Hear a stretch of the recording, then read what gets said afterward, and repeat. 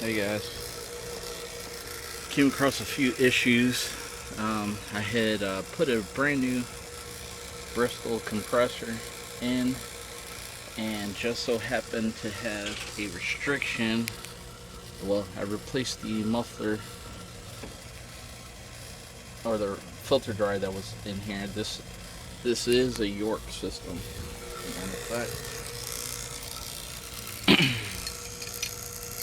This is a old filter dryer right here. I replaced that, bypassed it with a straight line. Again, show you that. And let's see, I also changed the filter dryer out, of course. Bi-flow. 410A system. Right now I'm pulling it under a vacuum, and so far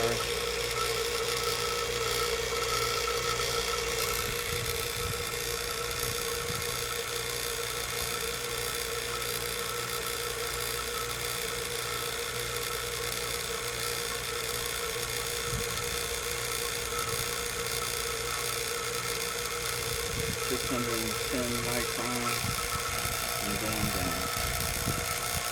Alright, I'll get back to you guys when I get done.